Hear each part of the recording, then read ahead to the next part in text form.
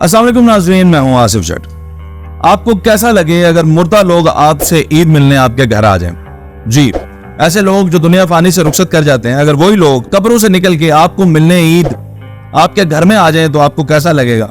सुन के जरूर आप हैरान हो रहे होंगे। तो ये वाकईतन सितंबर का महीना आ रहा है। इंडोनेशिया में एक ऐसा कबीला है जो मुर्दों की ईद मनाता है और मुर्दे जो हैं उनको कब्रों से निकाल कर ले आया जाता है और जितने भी मुर्दे फिर होते हैं उनके लिए ब्यूटिशियंस को बुलाया जाता है। फिर वो मुर्दों को तैयार करते हैं।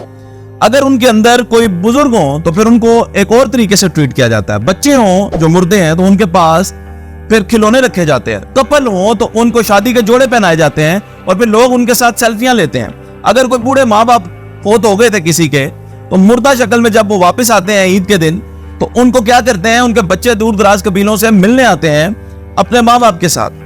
ये जनाबे वाला इंडोनेशिया में वाक़या होता है। इंडोनेशिया में सूबा है जनूबी सलावेसी और उसके अंदर इलाका है तोराजा और वहां पे जनाब कबीले का नाम है मामासा। मामासा के लोग क्या करते हैं, एक रस्म मनाते हैं जिसे कहते हैं वो माइनेन।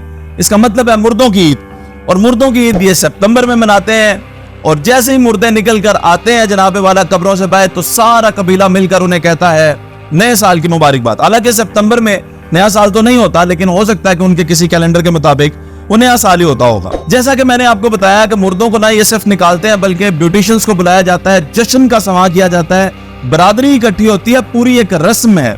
और इसके पीछे इनकी बहुत बड़ी एक लॉजिक भी है। वो लॉजिक ये है कि इनके मजहब के मुताबिक, इनके अकीदे के मुताबिक इनको ये लगता है कि जो मुर्दे होते हैं या जब इंसान मर जाता है तो उसको ज्यादा से ज्यादा नए कपड़ों की और बैलों की, यानी ये जो कुर्बानी के बैल हम देते हैं उन बैलों की जरूरत पड़ती है। तो जितने ज्यादा जानवर जिसके लिए दिया जाएंगे और जितने ज्यादा उसको नए कपड़े पहनाए जाएंगे, उसका आखिरत का सफर जो है वो उतना आसान होगा। ये उनके अकीदे के मुताबिक है। अच्छा, अब इसी बुनियाद पे वो क्या करते हैं कि जब फिर वो मुर्दों को निकालते हैं तो फिर जानवर जो है वो उधर ज़िबा किए जाते हैं। फिर वो जानवरों का गोश्त जो है वो फिर ये खाते भी हैं, तकसीम भी करते हैं। फिर उसके बाद मैं आपको ये भी बताता चलूँ कि ये जो बच्चे होते हैं उनके पास ये खिलौने रख देते हैं और फिर जो नए शादीशुदा जोड़े जो है या कोई शादीशुदा जोड़ा जो किसी भी वजह से मर जाता है, फिर ये उसको नए कपड़े पहनाते हैं, फिर उसके साथ सेल्फियां होती हैं और वापस भी इनको दफनाया जाता है। और फिर वापस दफनाने का प्रोसेस वही है, आनूद किया जाता है। फिर इनको खास किस्म के पत्ते हैं जो इनके साथ रखे जाते हैं जिससे इनकी जो बॉडी है वो स्मेल पैदा नहीं करती और मुर्दे भी जो है वो बड़े इनके रिफ्रेश किस्म के रहते हैं।